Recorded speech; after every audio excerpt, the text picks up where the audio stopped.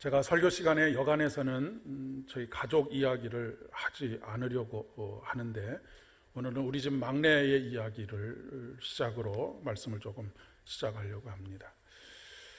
이해하시고 들어주시면 좋겠습니다. 지난 주 중에 막내가 하교 시간이 다 되어서 엄마가 이제 아이를 데리러 학교를 향하고 있는데 전화를 했습니다. 한없이 푹 처진 목소리로 거의 울기 직전에 그런 울먹울먹거리는 소리로 엄마에게 자신의 기분을 이야기해 주는데, 내용인즉슨 무엇이냐면 오늘 수업 시간에 아이들과 선생님이 다 함께 안락사라고 하는 문제에 대해서 토론을 했는데, 안락사를 찬성하는 친구들 때문에 마음이 너무 많이 속상했노라고 이야기하면서 내가 다시는 이 친구들하고는 연을 끊고 싶다라고 그렇게 이야기를 했다라고 하는 것입니다. 하나님께서 생명을 주셨는데 그 생명을 함부로 죽이는 것이 어린 아이의 마음속에 굉장히 충격으로 다가왔던 것 같습니다. 그런데 결론인즉슨 이런 나의 조금 꿀꿀하고 축 처진 마음, 울기 직전의 이 마음을 엄마 빨리 좀 와서 달래달라라고 하는 그런 이야기입니다. 엄마가 도착하고 엄마가 아이의 이야기에 귀를 기울여 경청하는 가운데 아이는 언제 자기가 그렇게 슬픔 가운데 있었는지에 대해서 다 잊어버리고 어느덧 얼굴에 웃음을 회복하고 깔깔거리면서 그렇게 웃게 됩니다. 물론 아이의 이야기에 공감하고 또 그것에 대해서 자세하게 아이에게 얼마나 깊이 있게 이야기해 줄 수 있겠습니까마는 그런 의견이 다르다고 해서 친구들과 친구 관계를 끊는 그것은 옳지 못한 것이다 라고 하는 여러 가지 이야기들을 해 주어서 마음이 어느 정도 풀린 것도 있겠지만, 그 모든 것을 뛰어넘는 한 가지 사실이 다시 웃음을 회복할 수 있도록 하는 것이었다라고 하는 결론입니다. 그것이 무엇이겠습니까? 엄마가 나와 함께 있다라고 하는 것입니다.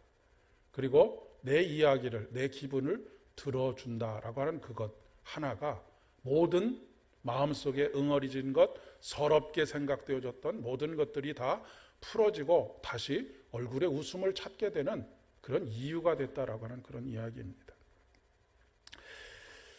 살아가면서 참 속상한 일들이 많습니다. 여러분들도 그러시겠지만 저도 가끔 속상하고 참 마음이 무거워지는 이야기들을 듣기도 하고 경험하기도 하면서 살아갑니다. 누구나 다 상처를 안고 살아가지요. 울고 싶었던 적이 한두 번이 아닌 것이 바로 우리 인생입니다. 이 자리에 예배를 드리고 있지만 머릿속에는 온통 걱정을 한가득 채우고 예배의 자리에 나오신 분들도 계시리라 생각합니다. TV의 그 산속에 들어가서 살아가는 자연인에 대한 이야기가, 사실 처음에 PD가 이것을 기획할 때에는 그런 사람들이 얼마나 많이 있을까라고 생각을 해서 한 1년 정도 이 프로그램을 진행하면 오래 하는 것이다 라고 생각을 했다고 합니다. 그렇게 시작된 이 자연이라고 하는 프로그램이 지금 거의 10년이 조금 못 미치는 그런 세월 동안 계속 방영이 되고 있습니다. 그 얘기는 1년에 한 50여 명씩의 그렇게 세상을 등질 수밖에 없었던, 세상과 스스로 고립을 자처할 수밖에 없었던 슬픔, 그리고 마음의 상처들, 이런 상처들을 가지고 살아가는 사람들이 우리 사회에 그렇게 많이 있다라고 하는 그런 이야기가 아닐까 싶습니다. 오늘 이곳에 우리 주님께서 임마누엘 하셔서 우리들을 안아주시고 등 두드려 주시고 위로해 주시는 그런 은혜가 있기를 진심으로 축복합니다. 마치 저희 집의 막내에게 엄마가 그곳에 가서 함께 있는 것이 위로가 되어지고 다시 얼굴에 웃음을 회복할 수 있게 된 것처럼 임마누엘 하시는 우리 주님께서 여러분의 마음속에 함께하여 주셔서 다시 얼굴에 웃음을 회복하게 되시고 다시 입술에는 찬양이 그치지 않는 그런 복된 인생이 되어주실 수 있기를 진심으로 축복합니다.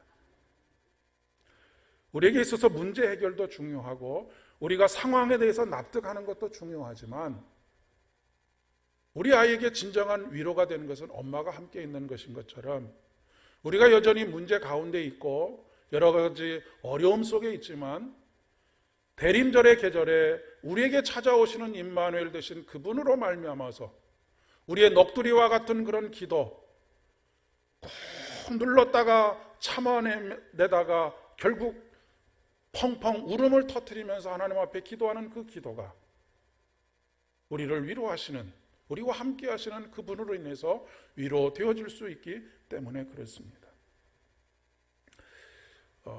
선지자였던 엘리야를 기억하고 계시지요? 그는 생을 포기하고 싶을 만큼의 절망감과 우울감 속에 길을 터덕터덕 걷고 있었습니다.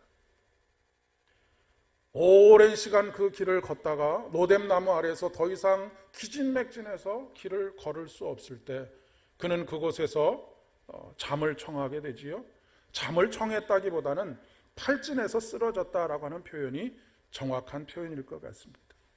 식음을 전폐할 정도로 그렇게 깊은 우울감과 절망감 속에 있었던 그에게 우리 주님께서 찾아오셔서 그 머리맡에 숯불로 구운 떡 한 덩어리와 물 한 병을 엘리야에게 주시면서 이것을 먹고 다시 힘을 내라고 그렇게 위로하시는 것을 보게 됩니다. 그리고 그렇게 하셨음에도 불구하고 엘리야가 여전히 힘을 회복하지 못하고 있을 때 한참의 시간이 지난 후 다시 엘리야에게 일어나서 이것을 먹으라. 내가 내 갈 길을 다 가지 못할까 하노라 라고 하셨던 분이 우리 주님이십니다. 우리를 향하신 고통 속에 있고 좌절과 절망 속에 있는 우리들을 향하신 애타는 부모의 심정을 가지고 오늘도 우리를 찾아오시는 분이 바로 임마누엘 되신 우리 주님입니다. 유다 백성들에게 있어서 포로민으로서의 삶이라고 하는 것은 정말로 쉽지 않은, 끝나지 않을 듯한 그런 시간들이었습니다. 모든 것이 멈춰버린 듯한 그런 시간이었고, 사실 이스라엘 백성들에게 그 무엇보다도 견디기 어려운 것은 하나님께서 우리를 버리신 것이다 라고 하는 그런 생각을 가지게 된 것입니다. 사실 그들이 기댈 수 있는 것은 하나님밖에 없었습니다. 그 당시에 바벨론의 위세라고 하는 것은 그 어느 누구도 숨도 제대로 쉴 수 없는 그런 거대한 그 군사력과 권력 속에 있었기 때문에 그렇습니다. 그런데 하나님께서도 포기해버리신 것 같은 10년의 세월, 20년의 세월, 30년의 세월, 50년의 세월이 가면서 하나님께서 포기하신 것과 같은 그런 상황 속에서 그들 스스로도 스스로 좌절하고 절망하고 포기하지 않는 것이 오히려 이상한 그런 상황이었을 것이다라고 하는 것입니다. 그러나 우리가 잊지 말아야 할 한 가지는 동이 터오를 바로 직전이 가장 어두운 때라고 하는 것입니다. 모든 사람들이 동이 트기 직전에 깊은 어두움에 절망하고 있을 때 여호와의 길을 예비하라라고 하는 하늘의 음성을 듣는 한 사람이 있었습니다. 오늘 저와 여러분이 그 음성을 듣는 한 사람이 되어주실 수 있기를 진심으로 축복합니다. 모든 사람들이 다 절망을 이야기하고 소망이 없음을 이야기하고 스스로 자포자기하는 할 수밖에 없는 그런 상황 속에서 오히려 현재가 아니라 미래의 길을, 여호와의 길을 준비하라라고 하는 하늘의 음성을 들을 수 있는 사람들, 이 사람이 바로 임마누엘 되시는 예수를 기다리는 사람들입니다. 어떤 분이 조금 우스갯소리로 우리나라는 예전에 우리나라 그 민초들의 언어 습관을 보면 망할 수밖에 없는 그런 수많은 조건들을 가지고 있었다라고 하는 이야기를 하는 것을 들을 수 있었습니다. 요즘은 다른 표현을 하지만 예전에는 저런 망할 놈의 자식, 썩을 놈의 자식, 죽일 놈의 자식이라는 말들을 너무 서슴없이 했던 그런 시절들이 있었습니다. 지금은 그런 단어를 사용하지는 않지만 더 험악한 말들로 서로에게 찌르는 칼이 되는 경우들이 많이 있지요. 망할 놈의 자식이라고 그렇게 해야 되는데 망하지 않을 자식이 어디 있겠습니까? 썩을 놈의 자식이라고 하는데 썩지 않을, 그 마음이 썩어 문드러지지 않는 사람들이 어디 있겠습니까? 그런데 우리나라가 망하지 않고 썩지 않을 수 있었던 이유를 그렇게 이야기하는 것을 들었습니다. 요즘은 아이들이 누런 코를 흘리는 아이들은 없습니다. 그런데 예전에는 누런 코를 흘리는, 그래서 코가 막 이렇게 줄줄줄줄 나오는 그런 아이들이 참 많이 있었죠. 여러분들도 어린 시절에, 저도 어린 시절에 다 이게 손수건을 하나씩 앞에다 차고 다녔습니다. 손수건을 준비하지 못한 아이들은 그냥 옷소매로 코를 닦곤 했지요. 그래서 여기가 누렇게 변색이 되는 그런 경우들이 참 많이 있었습니다. 그런데 웃자고 하는 말씀이지만 이런 아이들을 엄마들이 씻기면서 아이들에게 뭐라고 이야기했냐면, 야, 흥해라, 코를 풀으란 얘기죠. 그러니 그 이야기를 듣는 아이들이 흥하지 않을 수가 없었다라고 하는 그런 이야기입니다. 웃자고 하는 이야기이긴 하지만 이 안에 굉장히 깊은 영적인 의미들이 담겨져 있다라고 그렇게 생각이 되어집니다. 모든 사람들이 절망할 수밖에 없는 이 절망적인 상황들 속에서 죽겠다, 죽일 놈, 살릴 놈, 썩을 놈, 이런 이야기로 가득 찬 이 세상 속에서 서로가 서로를 향해서, 스스로를 향해서 흥해라 라고 말할 수 있는 그런 우리 그리스도인들이 되어야 하겠다라고 하는 그런 생각입니다. 하나님께서 이사야에게 너희는 위로하라, 내 백성을 위로하라 라고 말씀하십니다. 여기서 위로한다라고 하는 것은 마음의 상처를 받고 어려움 속에 있는 사람들을 단순히 말로 위로하는 것이 아닙니다. 여기서 위로한다라고 하는 말의 뜻은 말과 행동이 함께 가는 것을 의미하는 것입니다. 그런 상황 속에서 벗어날 수 있도록 실질적인 도움을 주는 것입니다. 만약에 일주일 동안 굶은 사람이 있다라고 생각을 해보십시오. 그 사람에게 야, 이제 가서 배불리 먹고 조금 힘을 내라 라고 그렇게 위로한다고 해서 그에게 실질적인 도움이 되겠습니까? 그렇지 않겠지요. 집에서 내가 먹을 밥 한 그릇을 반으로 나눠서라도, 아니면 그 한 그릇을 일주일 동안 굶은 사람에게 줌으로써 그에게 실질적인 위로가 되는 것이 아니겠습니까? 앞서서 제가 광고 시간에 말씀드린 것처럼 우리가 조금 아껴서 사용하더라도 영적인 최전방에서 오늘도 분투하고 계시는 선교사님들과 선교지들, 그들을 정말로 위로하는 것은 기도하겠습니다라고 하는 말도 물론 필요하지만 그들에게 실질적인 도움이 되는 것을 보내드림으로 말미암아서 위로를 얻고 다시 소망을 이야기할 수 있는 그런 상황으로 만들어 주어야 한다라고 하는 것이 성경이 말하는 위로라고 하는 단어입니다. 위로라고 하는 말을 그냥 직역을 해서 이야기하면 다시 숨을 쉬게 한다라고 하는 그런 의미를 가지고 있습니다. 그러니까 흙으로 만든 사람들에게 코에 생기를 불어넣어 주셔서 그가 생명이 되었다, 숨쉬는 자가 되었다라고 하는 그런 이야기인 것이죠. 우리가 어떤 어려움을 극복하고 난 다음에 뭐라고 표현을 합니까? 이제는 한숨을 돌릴 수 있게 되었다라고 그렇게 이야기하지 않습니까? 하나님께서 우리를 한숨을 돌릴 수 있도록, 숨을 쉴 수 있도록 해주는 것이 하늘의 위로입니다. 이 숨을 쉴 수 있는 것은 다른 것으로 숨을 쉴 수 있는 것이 아니라 우리에게 생기를 불어넣어 주심으로 말미암아서 우리가 다시 숨 쉴 수 있게 되는 것입니다. 오늘 복음서의 말씀에 하늘이 열리고 성령이 비둘기같이 임하셨다라고 하는 것이 이 세상이, 절망 가운데 있는 이 세상이 다시 숨 쉴 수 있게 되었다라고 하는 그런 의미가 아니고 무엇이겠습니까? 요즘은 아이들에게 학교에서 이 심폐소생술을 다 가르칩니다. 절대절명의 순간에 심폐소생술로 인해서 사람을 다시 숨쉬게 할 수 있도록 하는 것.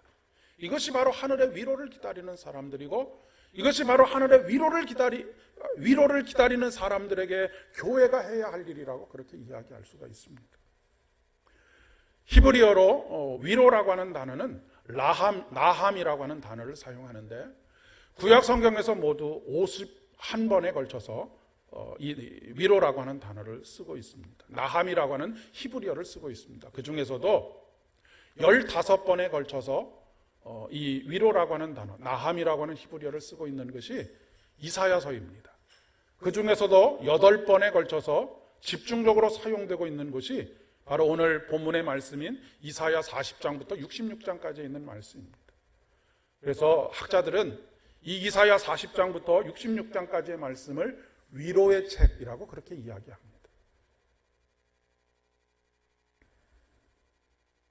10절의 말씀에 두려워 말라, 내가 너와 함께함이라. 놀라지 말라, 내가 너의 하나님이 됨이라. 내가 너를 굳세게 하리라. 참으로 내가 너를 도와주리라. 나의 의로운 오른손으로 너를 붙들리라.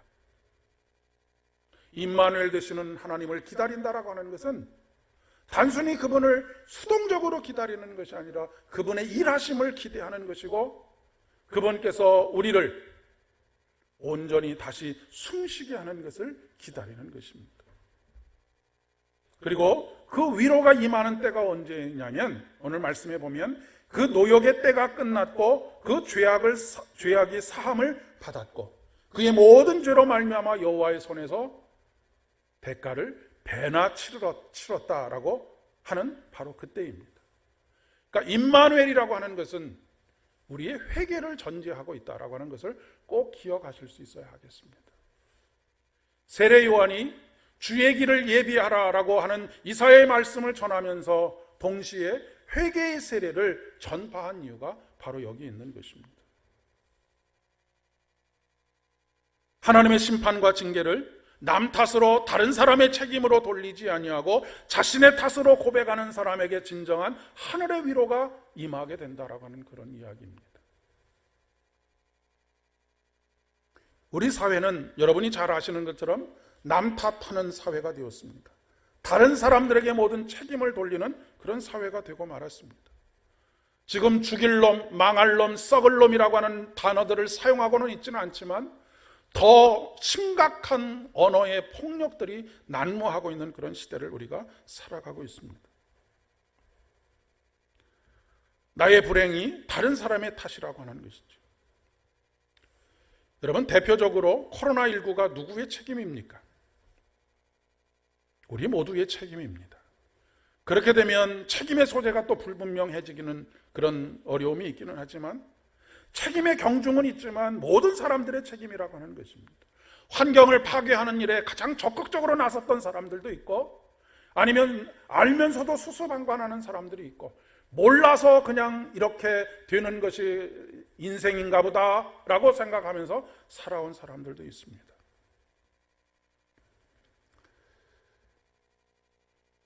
보통 석탄 화력 발전소가 환경을 오염하는 일에 있어서 가장 중요한 요인이 되는데, 우리나라의 이런 환경 속에서 아직도 화력 발전소를 짓고 있다라고 하는 사실을 여러분 알고 계신지 모르겠습니다. 그렇게 하는 이유는 아주 단순합니다. 지금 당장 돈이 덜 들기 때문이고, 지금 당장 돈이 덜 드는 것을 선호한다는 얘기는 내가 치러야 될 대가를 치르지 않겠다라고 하는 이야기입니다. 그런데 여러분, 이것이 문제는 무엇이냐면 우리의 다음 세대가 그 대가를 똑똑하게 치를 수밖에 없다라고 하는 것입니다. 여러분이 자녀를 양육하실 때에 온갖 좋은 것으로, 나는 굶는 한이 있어도 온갖 좋은 것으로 먹이고 입히고 살게 하려고 애를 쓰지 않습니까? 근데 당장 오늘 좋은 것 먹이면 무엇 하겠습니까? 미래에 우리 아이들이 그 대가를 톡톡히 치러야 한다면 사실은 그것은 자식을 위하는 일이 결코 아니라고 하는 사실입니다. 어떤 엄마가 방송에서 그런 이야기를 하는 것을 들었습니다. 우리 아이가 살아갈 세대에는 평생을 마스크를 쓰면서 살아가야 될 세상이 오지 않을까 심각하게 두렵습니다 라고 하는 이야기를 하는 것을 들을 수 있었습니다. 지금 한 7, 8개월 마스크를 벗고 쓰는 것이 이토록 힘들고 어려운데 앞으로 우리의 다음 세대들은 일평생을 매일매일 마스크를 쓰고 살아가야 할 그런 세상을 우리가 물려준다라고 한다면 그것은 우리가 심각한 죄를 저지르는 것하고 크게 다르지 않다라고 하는 것이죠. 여러분 혹시 그런 뉴스를 혹은 그런 동영상을 보신 적이 있는지 모르겠습니다. 유엔에서 연설을 했던 16살밖에 되지 않는 스웨덴 어느 작은 소녀의 연설입니다. 그레타 툰베리라고 하는 소녀인데 그 소녀가 기후 변화에 대해서 자신들이 살아가야 될 미래에 대해서 왜 지금 현재 탐욕으로 가득 차 있는 당신들이 이 일에 대해서 결정을 하느냐라고 하는 것이 그 말의 요지입니다. 그 시대를 살아가야 할 사람들은 우리들인데 왜 지금 세대에 당신들이 미래에 되어질 일들을 지금 결정하느냐라고 하는 이야기인 것이죠. 내 탓이라고 생각하지 않으면 책임도 지지 않습니다. 현재까지는 책임이 없거나 덜할 수 있지만 현재를 바꾸지 않으면 미래는 우리가 상상하는 것과는 전혀 다른 그런 상황들이 초래될 수도 있다라고 하는 것입니다.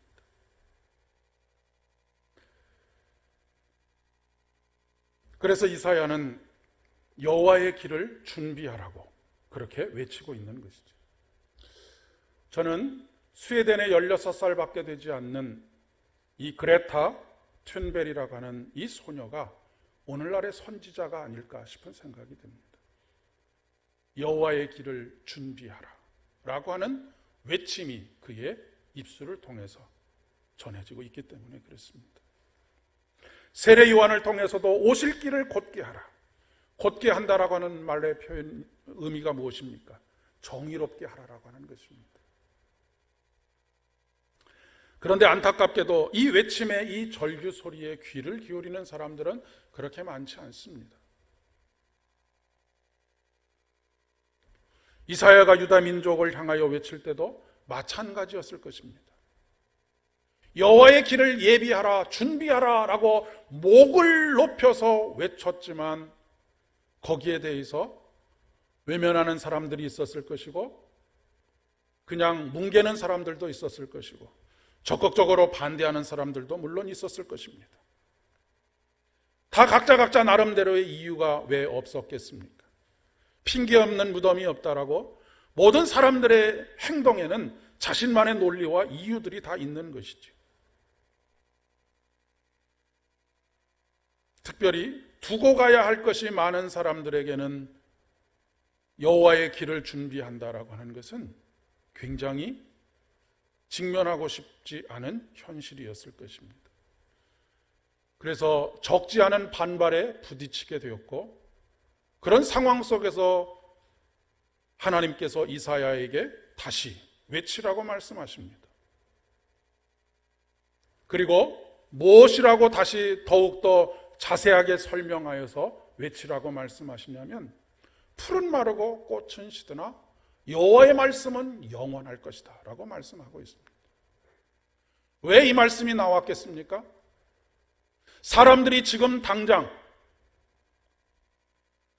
자라고 있는 풀, 푸른 풀, 내게 주어진 풍요로움, 이것들의 가치를 부여하고 그것들에 집착하고 있는 그런 상황 속에서 풀은 마른다, 꽃은 시든다, 영원할 것 같은 바벨론 제국도 다 멸망하게 될 것이다. 하지만 오직 한 가지, 끝까지 영원토록 있게 될 것은 바로 하나님의 말씀이고 말씀 안에 있는 약속이다.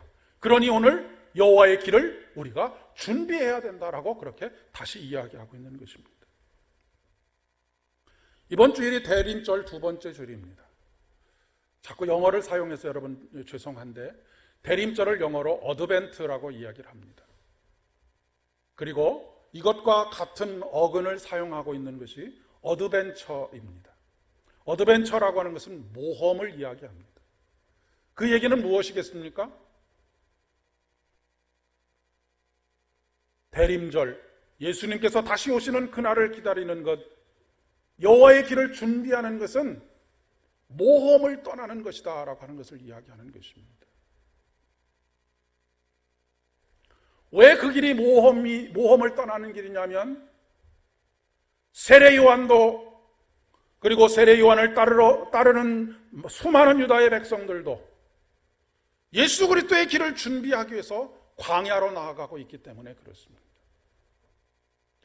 광야는 수없는 위험이 도사리고 있지만 그곳에서는 놀라운 하나님의 역사를 경험할 수 있는 땅이 바로 광야이기 때문에 그렇습니다.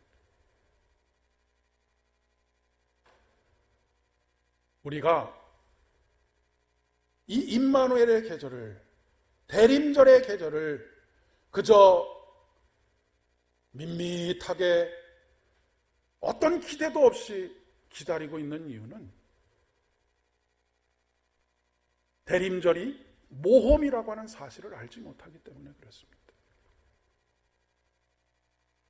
그 모험은 단순히 우리를 어떤 위험으로 몰아내는 모험이 아니라 하나님께서 높은 산을 낮추시고 낮은 곳을 다시 높게 하셔서 평평하게 하시는 그런 세계를 볼 수 있게 하시는 그런 스펙타클한 세계가 우리 안에 펼쳐진다라고 하는 것을 이야기하는 것입니다. 그렇기 때문에 대림절을 기다린다라고 하는 것은 임마누엘 하시는 예수님, 다시 오시는 예수님을 기다린다라고 하는 것은 모험을 떠나는 것입니다. 전문가들이 팬데믹의 상황 이후에 우리는 한 번도 경험해보지 못한 세상을 직면하게 될 것이다 라고 하는 그런 이야기를 하는 것을 여러 번에 걸쳐서 제가 설교 시간에 말씀을 드렸습니다. 그렇다고 한다면 전혀 한 번도 경험해보지 못하고 예측할 수 없는 그 시대를 모험심을 가지고 흥분 속에서, 기대 속에서, 소망 속에서 맞이할 수 있는 사람들은 누구겠습니까?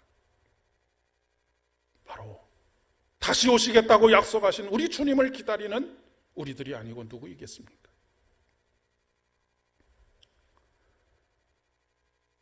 오늘 마가복음의 1장 1절의 말씀이 하나님의 아들 예수 그리스도 복음의 시작이다라고 하는 말씀으로 시작하고 있습니다.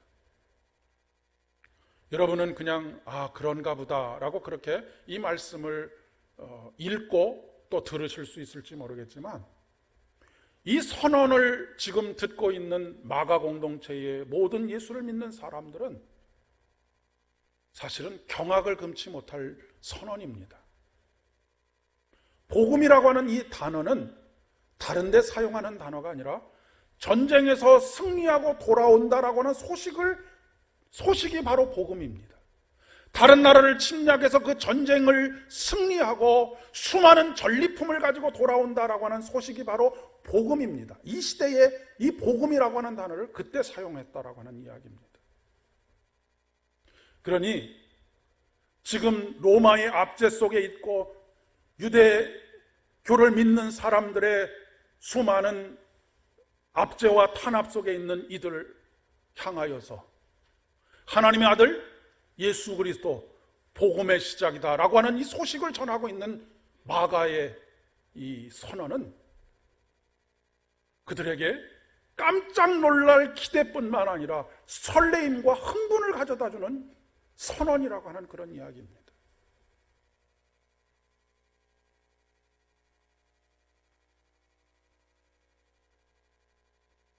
오늘 수없이 많은 어려움들 속에서 울고 싶은 상황 속에서 절망과 기쁜 우울감 속에서 살아가는 우리들에게 하나님의 아들 예수 그리스도 복음의 시작이다. 십자가를 통해서 부활의 영광을 통해서 이미 승리하신 그 소식을 우리에게 전해주는 이 복음의 사건, 이 소식을 들을 수 있는 사람, 듣고 흥분하며 기대하며 다시 오실 예수 그리스도, 다시 오셔서 그 전쟁의 완성을 이루시는 예수 그리스도의 소식, 그 소식을 들으시는 저와 여러분 되실 수 있기를 진심으로 축복합니다. 함께 기도하겠습니다. 하나님 아버지, 감사를 드립니다. 모두가 절망하고 모두가 깊은 시름 속에 빠져있는 이 시대 속에서 이사야가 들었던 것처럼 여호와의 길을 준비하라고 하는 그 말씀을 우리의 마음속에 새기고 마치 모험을 떠나는 소년처럼 이 대림절의 계절이 우리에게 흥분과 감격과 기대와 소망이 있는 계절이 되어질 수 있도록 은총을 더하여 주시옵소서. 여전히 로마의 압제 속에 있지만, 여전히 형제처럼 여기던 유대교의 핍박 속에 있지만, 하나님의 아들 예수 그리스도 복음의 시작이라고 선포했던 마가의 선언이 곧 우리의 고백이 되어질 수 있도록 은총을 더하시기를 간절히 소망합니다. 이번 한 주간의 삶 속에서도 복음의 소식을 날마다 듣게 하여 주옵소서. 절망과 탄식의 소리들만이 들려오는 이 세상 속에서 날마다 우리를 승리케 하시는 주님의 승리가 곧 우리의 승리로 고백되어질 수 있도록 은총을 더하여 주시옵소서. 예수님의 이름으로 기도드립니다.